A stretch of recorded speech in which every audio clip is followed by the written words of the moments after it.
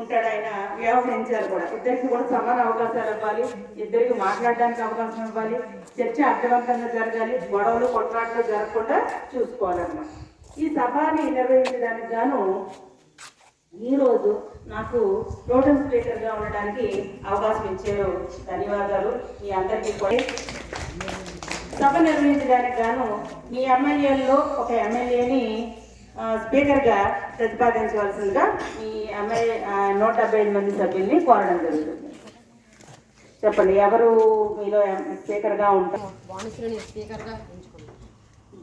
అందరూ చప్పట్లు కొట్టండి పిల్ల. భానుశ్రీకి వ్యతిరేకంగా ఎవరు పోటీ లేరు కదండి.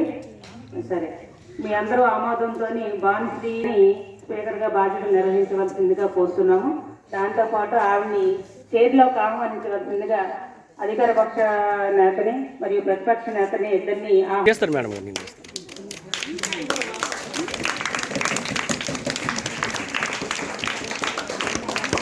కూర్చుని పెట్టండి పిల్లలు, కూర్చుని పెట్టండి.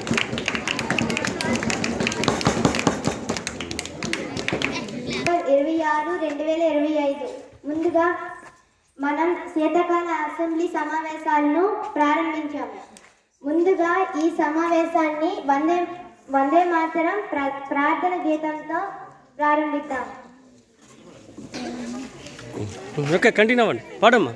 వందే మాతరం మాతరం వందే మాతరం సుఖదం మాతరం వందే మాతరం వందే మాతరం.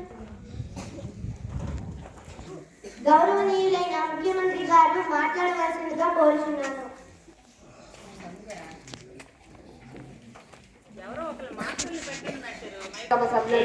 నమస్కారాలు అధ్యక్ష. మా కూటమి ప్రభుత్వం అధికారం చేపట్టి సంవత్సరం 6 నెలల కాలం పూర్తయింది.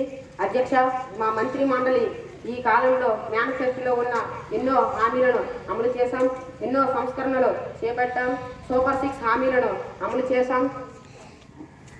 రాష్ట్రంలో విద్యాభివృద్ధికి 16,000కు పైగా ఉపాధ్యాయ పోస్టులను భర్తీ చేశాం. తల్లికి వందనం పథకం ద్వారా ఒక తల్లికి ఎంతమంది పిల్లలు ఉంటే అంతమందికి 15,000 రూపాయలు అందించాం. స్త్రీ శక్తి పథకం ద్వారా రాష్ట్రంలోని మహిళలకు రాష్ట్రంలోని ఎక్కడికి వెళ్ళినా ఉచితంగా ప్రయాణం చేసే అవకాశం కల్పించాం. రాష్ట్రంలోని వ్యవసాయాభివృద్ధికి ఉచిత కరెంట్ సబ్సిడీలు, ఎరువులతో పాటు అన్నదాత సుఖీభవ పథకం ద్వారా సంవత్సరానికి 20,000 అందిస్తున్నాం. దీపం పథకం ద్వారా ఏడాదికి 3 ఉచిత గ్యాస్ సిలిండర్లను మన రాష్ట్రంలోని మహిళలకు అందిస్తున్నాం. మత్స్యకారులకు మత్స్యకార భరోసా ద్వారా సంవత్సరానికి 20,000 అందిస్తున్నాం. రాష్ట్రంలోని పేద ప్రజలకు ఆహారాన్ని అందించాలనే ఉద్దేశంతో అన్న క్యాంటీన్లు ఏర్పాటు చేసి 5 రూపాయలకే భోజనం టిఫిన్ అందిస్తున్నాం. రాష్ట్రంలోని నిరుద్యోగ యువతకి ఉద్యోగాలు కల్పించాలనే ఉద్దేశంతో CII సమ్మిట్ నిర్వహించి వందలాది కంపెనీలతో ఒప్పందం కుదుర్చుకొని రాష్ట్రాన్ని వికసిత ఆంధ్రప్రదేశ్ చేయాలనే ఉద్దేశంతో ఉన్నాం. 2047 సంవత్సరం నాటికి ఆంధ్రప్రదేశ్ మన దేశం అక్షర క్రమంలోనే కాదు అభివృద్ధి పదంలో ముందుంచుతామని ఈ సభ సాక్షిగా నేను మన రాష్ట్ర ప్రజలకి హామీ ఇస్తున్నాను. ఇదే నా మాట. సభ్యులందరికీ నమస్కారం. అధ్యక్ష, ప్రజా సంక్షేమ ధ్యేయంగా 5 సంవత్సరాలు పరిపాలించాం. ఎన్నో సంక్షేమ పథకాలు అమలు చేశాం, ఎన్నో అభివృద్ధులు చేపట్టాం. అవి మధ్యలో ఉన్నాయి. వాటిని పూర్తి చేయాలని మీ ఆధ్వర్యంలో ప్రభుత్వానికి తెలియజేస్తున్నాను. అధ్యక్ష, ఎలక్షన్ ప్రచారంలో నిరుద్యోగులకు వృత్తి ఇస్తామన్నారు. 45 సంవత్సరాల నిన్న ప్రతి మహిళకు పెన్షన్లు ఇస్తామన్నారు. ప్రభుత్వం ఏర్పడిన 100 రోజులకే CPS రద్దు చేస్తామన్నారు. కొత్త రోజులు వేస్తామన్నారు. 19 సంవత్సరాల నిన్న మహిళలకు నెలకు 15,000 ఇస్తామన్నారు. యువతకు 20 లక్షలు ఇస్తామన్నారు. 20 లక్షల ఉద్యోగాలు ఇస్తామన్నారు. పేదలను సంపన్నం చేస్తున్న అధ్యక్షపై హామీలను అమలు చేయాలని మీ ద్వారా కోరుతున్నాను. ఎలక్షన్ సమయంలో ఉత్తు తాములు ఇచ్చి అధికారం చేపట్టారు. అధ్యక్ష, ప్రజలను మోసం చేస్తున్న ఈ ప్రభుత్వం రాజీనామా చేయాలని నేను కోరుతున్నాను. ప్రతిపక్ష నాయకుడు మాట్లాడుతూ వాస్తవం లేదు. చట్టపరులు రద్దు చేసి వర్ష క్యాంటీన్లు ఏర్పాటు చేశాం. ఎన్టీఆర్ భరోసా పింఛన్ల ద్వారా 64 లక్షల మందికి నెలకు 40,000 రూపాయలు అందిస్తున్నారు. విద్యార్థులకు 6,000 రూపాయలు, పూర్తి వయసు కలిగిన వారికి 10,000 రూపాయలు అందిస్తున్నారు. మహిళలను మరమ్మతులుగా చేస్తున్నారు. ప్రజా సంక్షేమమే ధ్యేయంగా పనిచేస్తున్నారు. అబద్ధాల ప్రభుత్వం ప్రజల్ని భ్రమలో ఉంచి గాలిలో వేట కడుతుంది. 20 లక్షల ఉద్యోగాలు ఏమయ్యాయి? నిరుద్యోగులకు నెలకి 3,000 పాటలు ఇస్తామన్నారు. ఎవరికి ఇస్తున్నారు? ఎన్ని పరిశ్రమలు తెచ్చారు? ఎంతమందికి ఉద్యోగాలు ఇప్పించారు? ఉద్యోగాలు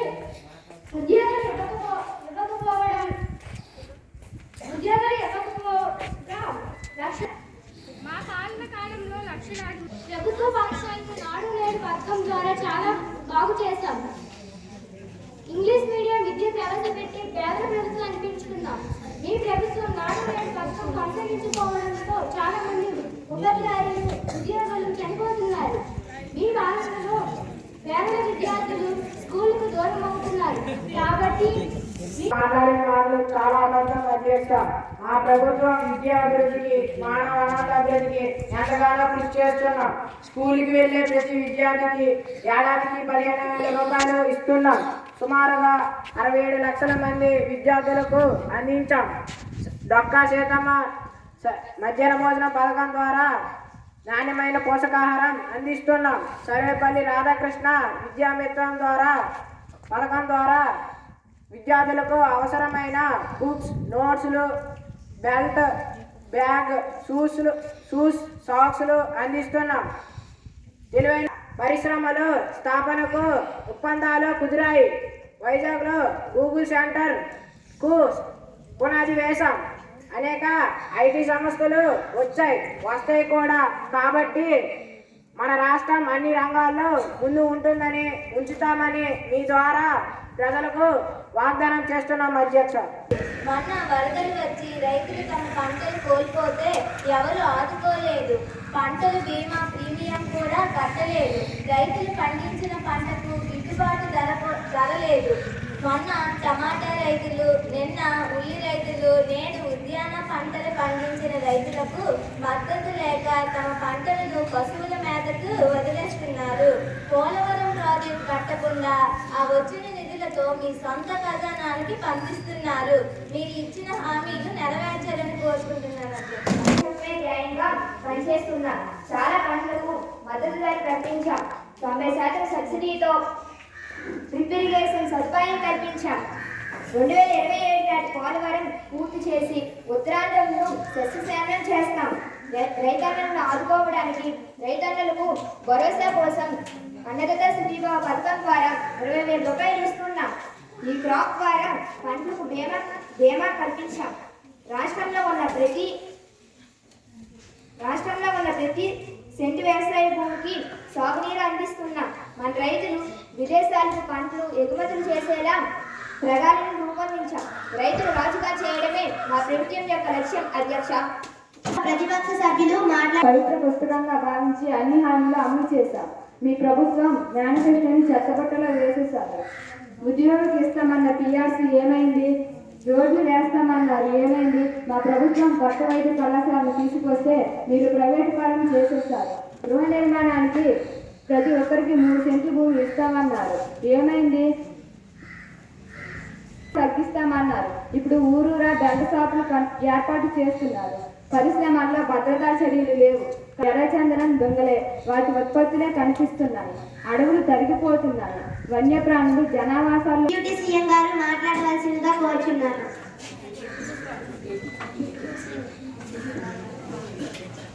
ప్రభుత్వం ప్రజలే దేవుళ్ళ భావించి పరిపాలిస్తున్న అధ్యక్ష.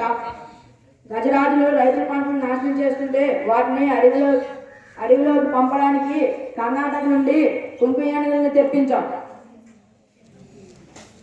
ఎర్రచంద్రం సంఘాలను పట్టుకొని శిక్షిస్తున్నాం. ఎర్రచంద్రం కూలీలకు ఉపాధి కల్పిస్తున్నాం అధ్యక్ష. విశాఖ కేంద్రంగా కొత్త రైల్వే జోన్ ఏర్పాటు చేశాం. గిరిజనులు డోలు కష్టాలు తీర్చడానికి మారుమూల ప్రాంతాలకు రహదారులు నిర్మిస్తున్నాం.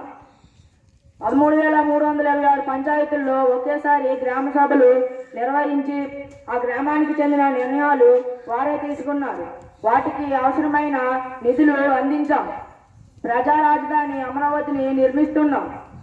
భోగాపురంలో ఇంటర్నేషనల్ ఎయిర్పోర్ట్ను నిర్మిస్తున్నాం. విశాఖ స్టీల్ ప్లాంట్ని ప్రైవేట్ పరం కాకుండా చేశాం. ఇంకా చాలా పనులు చేసి స్వర్ణాంధ్రను నిర్మిస్తున్నాం అధ్యక్ష.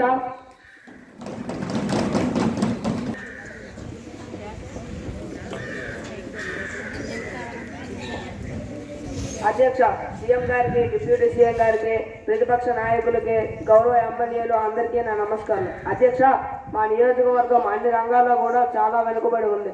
ప్రజలు ఉపాధి లేక వలస వెళ్ళిపోతున్నారు. చదువుకున్న యువత నిరాశలో ఉన్నారు. మా నియోజకవర్గంలో చాలా మంది ప్రజలు వ్యవసాయంపై ఆధారపడి జీవిస్తున్నారు. మా నియోజకవర్గంలో చాలా మంది పేద పిల్లలు గవర్నమెంట్ స్కూళ్ళలో చదువుతున్నారు. వాళ్ళందరికీ సైకిల్లో ఇవ్వవలసిందిగా నేను కోరుతున్నాను. సైకిళ్లు పంపిణీ చేయవలసిందిగా కోరుచున్నాను. అలాగే యువత మాదక ద్రవ్యాలకు బానిసలవుతున్నారు.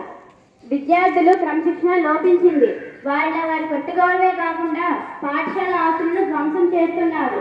దీని పరిష్కారానికి ఏమైనా చర్యలు, చట్టాలు తీసుకురండి అధ్యక్ష. కోరుచున్నాను. అధ్యక్ష, గౌరవ అధికార ప్రతిపక్ష సభ్యుల విన్నపాల మేరకు మా ప్రభుత్వం విద్యార్థుల సంక్షేమం, క్రమశిక్షణ కోసం కొత్త బిల్లు తెస్తున్నాం అధ్యక్ష. పొట్టి శ్రీరాములు సైకిల్ పంపిణీ అనే పథకంలో ఈ ముఖ్యాంశాలు: మన రాష్ట్రంలో 1,97,000 మంది 44,617 గవర్నమెంట్ స్కూల్లో చదువుతున్నారు. సుమారుగా 80,000 మంది స్కూళ్లకు 2 కిలోమీటర్ల దూరం నుండి వస్తున్నారు. వాళ్ళందరికీ సైకిల్ పంపిణీకి 40 కోట్లు ఖర్చు అవుతుంది.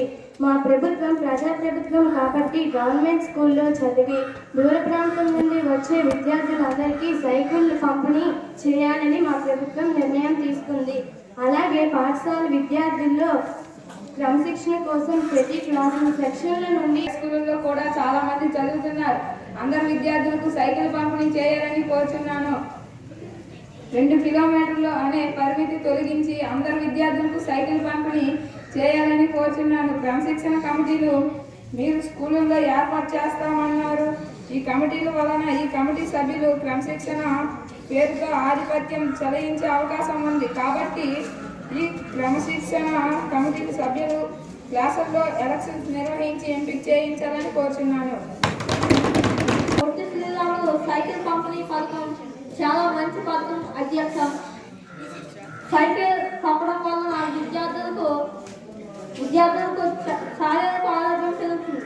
శారీరక ఆరోగ్యం పెరుగుతున్న విద్యార్థులకు చాలా ముఖ్యం. పేద విద్యార్థులు స్కూల్కి రావడానికి చాలా సమయం పడుతుంది అధ్యక్ష.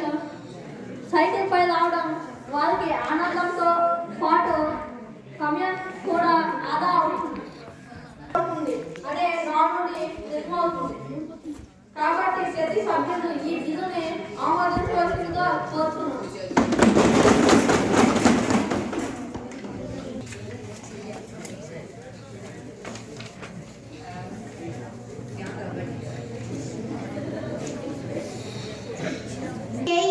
మీ సమ్మతిని తెలియజేయండి.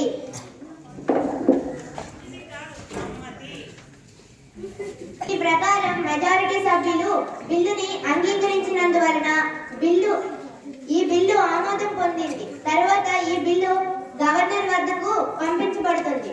తర్వాత ఈ బిల్లు చట్టంగా మారుతుంది. అందరికీ సైకిల్ పంపిణీ, ప్రతి క్లాస్ కి క్రమశిక్షణ కమిటీలు ఏర్పాటు చేయడం జరుగుతుంది. కాలం సభ ఇంతటితో సమాప్తం. జనగణమనతో